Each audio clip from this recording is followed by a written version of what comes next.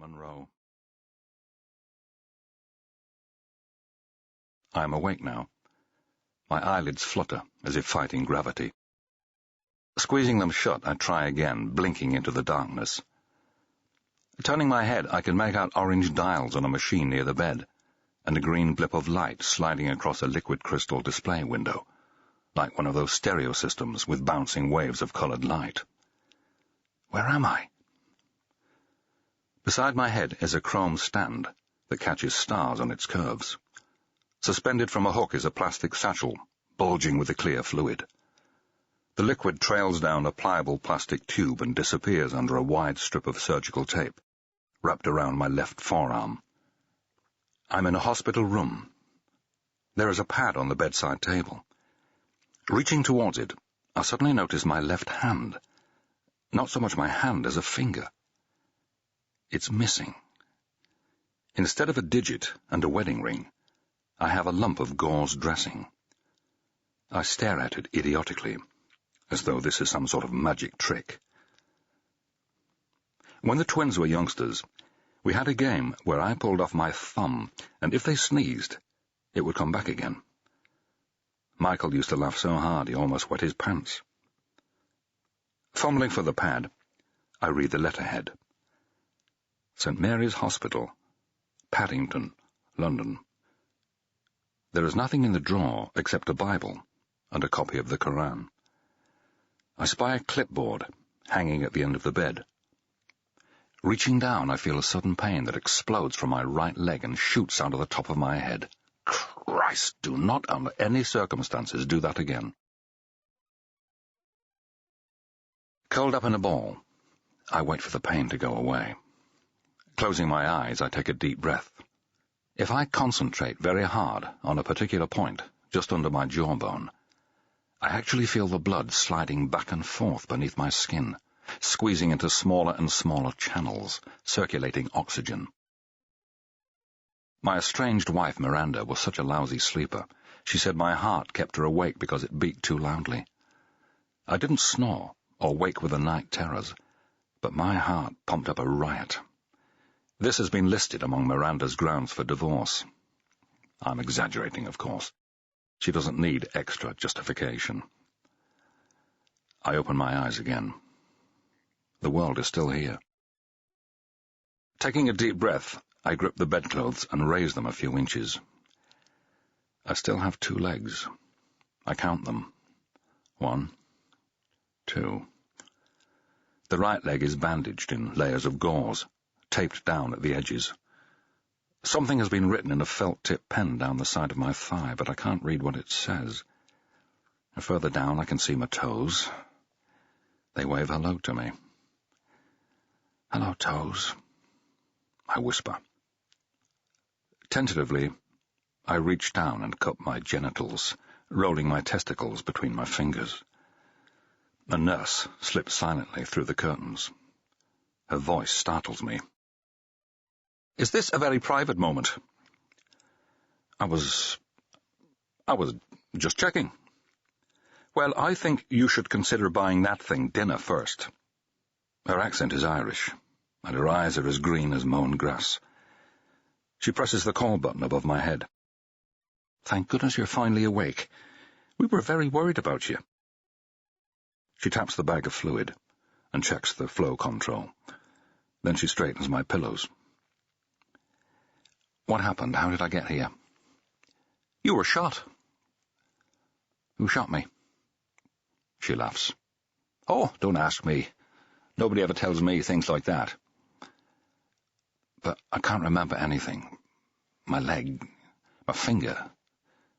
The doctor should be here soon. She doesn't seem to be listening. I reach out and grab her arm. She tries to pull away, suddenly frightened of me. You don't understand. I can't remember. I don't know how I got here. She glances at the emergency button. They found you floating in the river.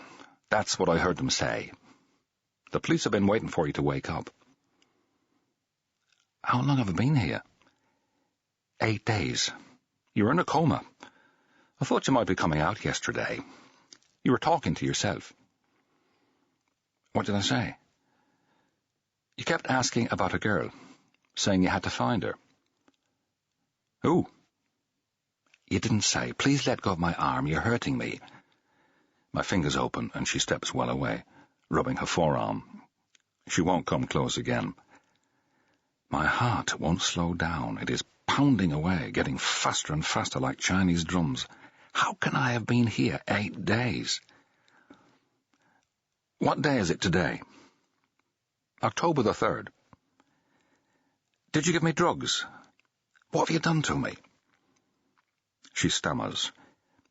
You're on morphine for the pain. What else? What else have you given me? Nothing. She glances again at the emergency button. The doctor's coming. Try to stay calm or he'll have to sedate you. She's out of the door and won't come back. As it swings closed, I notice a uniformed policeman sitting on a chair outside the door, with his legs stretched out like he's been there for a while. I slump back in bed, smelling bandages and dried blood. Holding up my hand, I look at the gauze bandage, trying to wiggle the missing finger. How can I not remember? For me, there's never been such a thing as forgetting. Nothing is hazy or vague or frayed at the edges. I hoard memories like a miser counts his gold. Every scrap of a moment is kept, as long as it has some value. I don't see things photographically. Instead, I make connections, spinning them together like a spider weaving a web, threading one strand into the next. That's why I can reach back and pluck details of criminal cases from 5, 10, 15 years ago and remember them as if they happened only yesterday. Names, dates, places, witnesses, perpetrators, victims. I can conjure them up and walk through the same streets, have the same conversations, hear the same lies. Now, for the first time, I've forgotten something truly important. I can't remember what happened and how I finished up here. There's a black hole in my mind like a dark shadow on a chest X-ray. I've seen those shadows. I lost my first wife to cancer. Black holes suck everything into them. Not even light can escape. 20 minutes go by, and then Dr. Bennett sweeps through the curtains. He's wearing jeans and a bow tie under his white coat. Detective Inspector Ruiz, welcome back to the land of the living and high taxation. He sounds very public school and has one of those foppish Hugh Grant fringes that falls across his forehead like a serviette on a thigh. Shining a pen torch in my eyes, he asks, Can you wiggle your toes? Yes. Any pins and needles? No. He pulls back the bedclothes and scrapes a key along the sole of my right foot. Can you feel that? Yes. Excellent. Picking up the clipboard hanging at the end of my bed, he scrawls his initials with a flick of the wrist. I can't remember anything. About the accident? It was an accident. I have no idea. You were shot. Who shot me? You don't remember? No. This conversation's going around in circles. Dr. Bennett taps the pen against his teeth, contemplating this answer. And then he pulls up a chair and sits on it backwards, draping his arms over the backrest. You were shot. One bullet entered just above your gracilis muscle on your right leg, leaving a 1/4-inch hole. It went through the skin, then the fat layer, through the pectineus muscle, just medial to the femoral vessels and nerve, through the quadratus femoris muscle, through the head of the biceps femoris, and through the gluteus maximus, before exiting through the skin on the other side. The exit wound was far more impressive. It blew a hole 4 inches across. Gone. No flap, no pieces. Your skin just vaporized. He whistles impressively through his teeth. You had a pulse, but no measurable blood pressure when they found you. And then you stopped breathing. You were dead, but we brought you back. He holds up his thumb and forefinger. The bullet missed your femoral artery by this far. I can barely see a gap between them. Otherwise, you would have bled to death in 3 minutes. Apart from the bullet, we had to deal